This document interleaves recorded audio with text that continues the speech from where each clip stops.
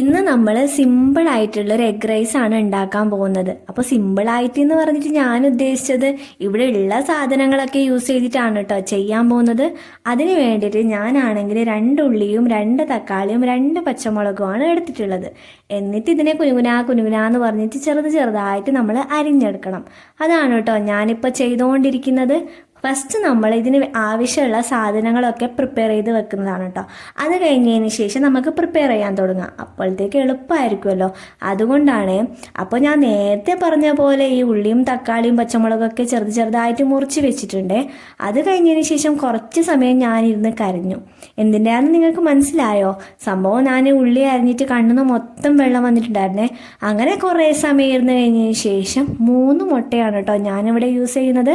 അപ്പോൾ നിങ്ങൾക്ക് വേണമെന്നുണ്ടെങ്കിൽ അളവ് കൂട്ടാം കുറക്കാം. അപ്പോൾ അത് കഴിഞ്ഞതിന് ശേഷം ഞാനാണെങ്കിൽ മുട്ട പൊട്ടിച്ചിട്ടൊരു കപ്പിലോട്ട് ഇട്ട് കൊടുക്കുന്നുണ്ട് കേട്ടോ. എന്നിട്ട് അതിനെ നന്നായിട്ട് നമുക്ക് മിക്സ് ചെയ്തെടുക്കണം. അതൊക്കെ കഴിഞ്ഞതിന് ശേഷം ഈ മുട്ടയിലേക്ക് കുറച്ച് മഞ്ഞൾപ്പൊടിയും ഉപ്പും ഇട്ടിട്ട് പിന്നെയും നമ്മൾ മിക്സ് ചെയ്തെടുക്കണം.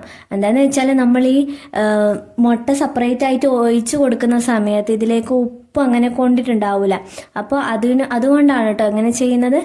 എന്നിട്ട് ഞാൻ ചൂടായിട്ടുള്ള ഒരു പാനിലേക്ക് കുറച്ച് എണ്ണ ഒഴിച്ചിട്ട് വെളുത്തുള്ളിയും പിന്നെ കുറച്ച് ഗ്രാമ്പും പട്ടയൊക്കെ ഇട്ട് കൊടുക്കുന്നുണ്ട് കേട്ടോ. വളരെ കുറച്ചാണ് ഇട്ട് കൊടുക്കുന്നത്, കുറച്ച് മണമൊക്കെ ആവാമെന്ന് വിചാരിച്ച്. അത് കഴിഞ്ഞതിന് ശേഷം നമ്മൾ നേരത്തെ അരിഞ്ഞു വെച്ച ഉള്ളി തക്കാളി പച്ചമുളക് ഇതൊക്കെ ഇട്ട് കൊടുത്തിട്ടുണ്ട്.